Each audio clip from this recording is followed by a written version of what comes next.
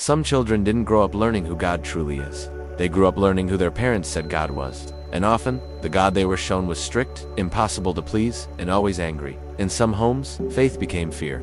You might have heard things like, if you disobey me, God will punish you. Or, if you cry, God is disappointed. If you question anything, you're rebellious. If you make mistakes, you're a problem. Let's be clear, this is not biblical parenting. This is spiritual distortion. Fear might control a child for a moment, but it will wound their heart for years, because shame doesn't create obedience. It creates resentment. It creates rebellion. It creates distance from God. Sometimes, parents discipline like a harsh ruler in their own home.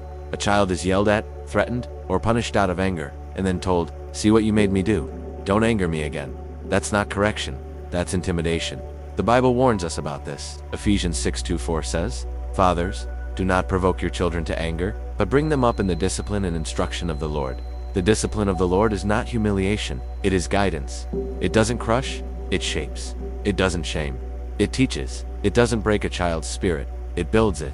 Think about it. A child raised in wrath becomes rebellious. A child raised in shame becomes withdrawn. A child raised in legalism becomes spiritually numb. But a child raised in wisdom, love, and truth becomes someone who follows God with joy and real conviction. And here as a part many people forget. The way a parent leads their home becomes the way a child imagines God.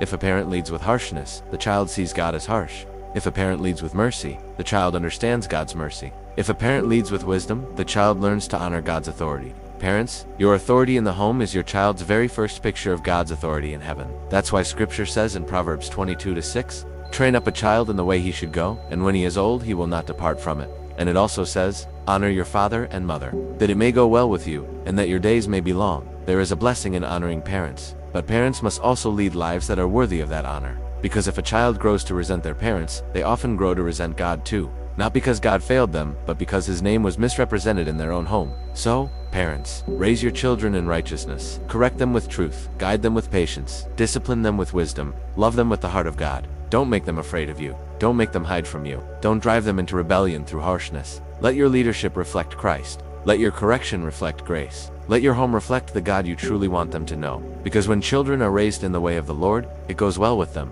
And when they learn to honor their parents, their days are strengthened and blessed. Parents, your voice shapes their future. Your discipline shapes their character. Your example shapes their faith. Raise them well. Raise them in truth. Raise them in love, so they grow to honor you and to honor the God who entrusted them to you. Thanks for watching. If this message resonated with you, please like and subscribe for more content.